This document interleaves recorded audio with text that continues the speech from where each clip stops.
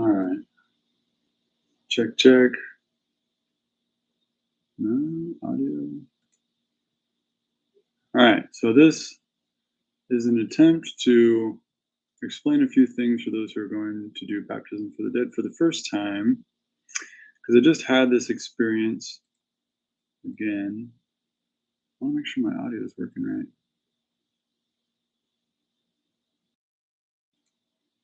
Yeah, I guess it's working right. It's just not registering very well on this little indicator here. So we had a new convert, and we went and did baptisms for the dead. And this happened a few times, and I've realized that members and non-members, lifelong and new, converts and otherwise, are just not very good at helping newcomers have a comfortable experience. So I want to try to help that situation. So here's what I've learned. The thesis is basically that the temple workers, those who are in the temple a lot and see this a lot, are used to members coming through for the 10 and 20 and 30th time. They're used to people coming through that know what they're doing. But even more of a constraint is that the temple workers are used to doing what the temple workers are used to doing.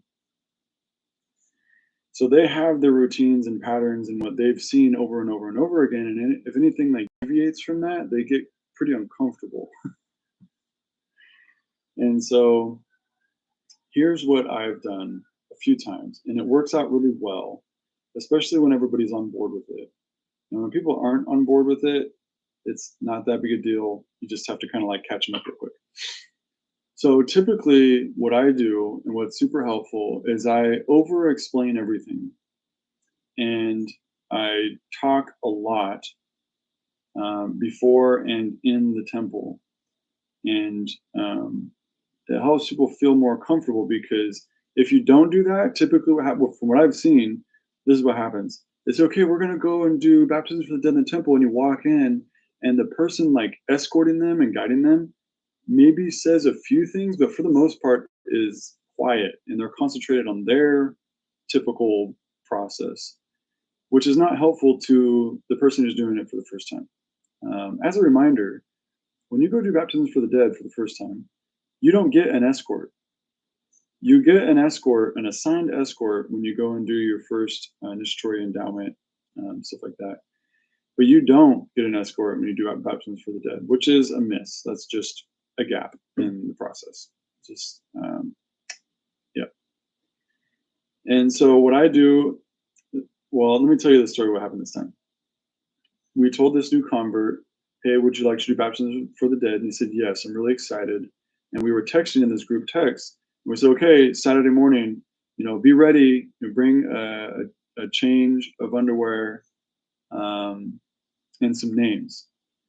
And he was like, wait, are we we're doing it? Hold on, I'm not ready for this.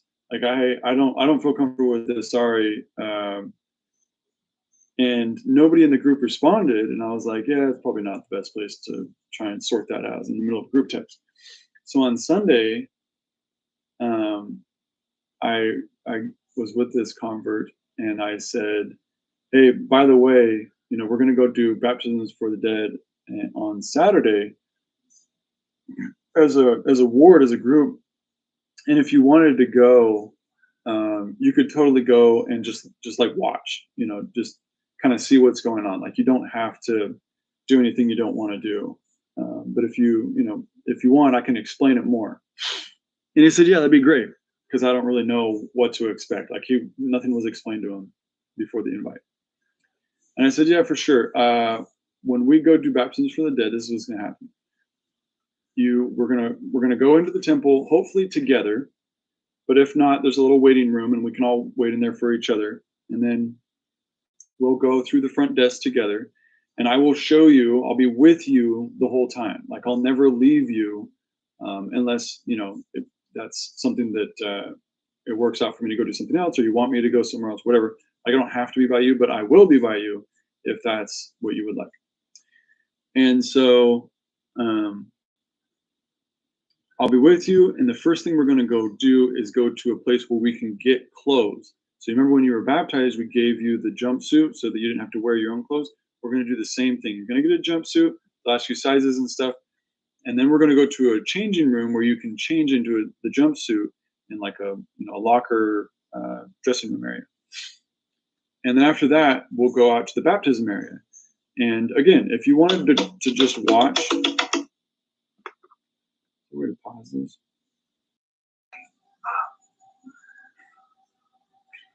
All right, I don't know how to pause, so sorry about that.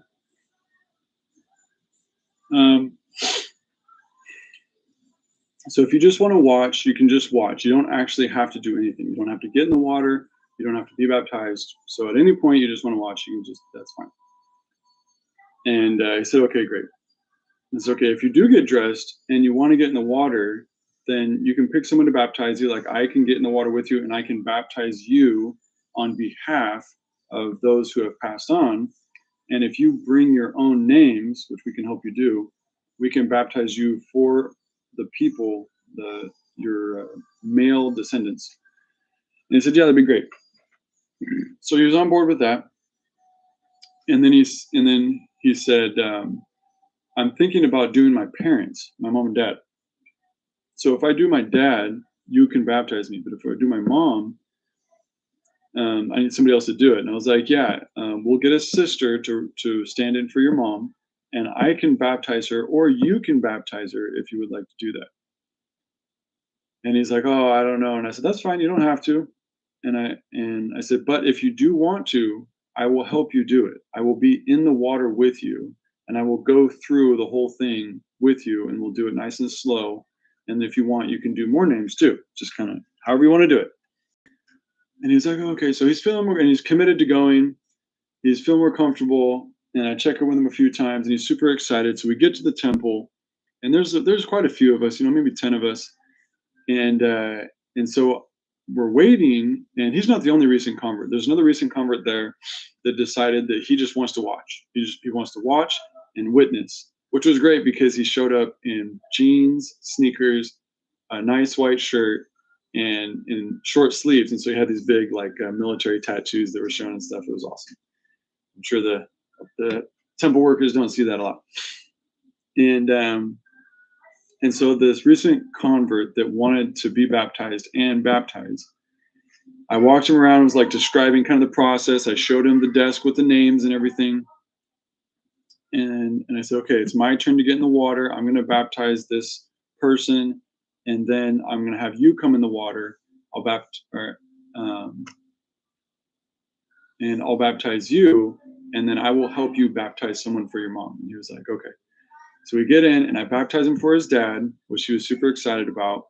We did like 5 more names, and I said, okay, you ready for the sister? And he said, yeah. So the sister comes in, and I'm staying in the water, right? And apparently the temple workers didn't get the message, because I didn't tell them. I didn't think to tell them. I just figured it'd be okay. And the temple workers started getting pretty nervous, kind of dancing around the font. And so I'm in their instruction. I was like, okay, here's your hands. Here's this. This is what you look at. This is the prayer, the names, the whole bit. This is what's going to happen. And then you're going to take her, and you're going to go like this, bring her up, and everything's going good. You have to say it exactly like it's up there. And I'm going to be right here, right behind you the whole time, in case you need me. And he's like, okay. And then I take a step back, and as I do, I say, take your time, go as slow as you want. And so I'm standing in the water on the first step of the stairs.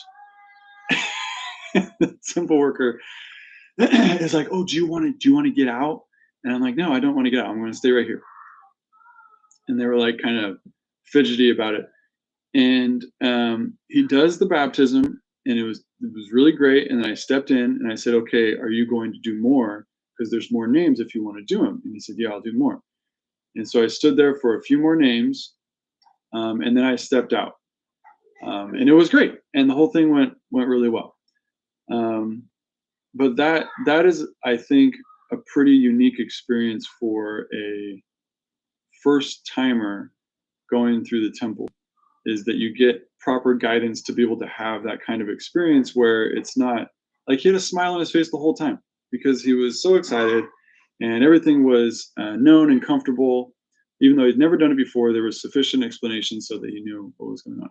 Okay, so the recommendation, if you're going for the first time, like if you are the new convert, I would suggest going to someone in the ward that you trust.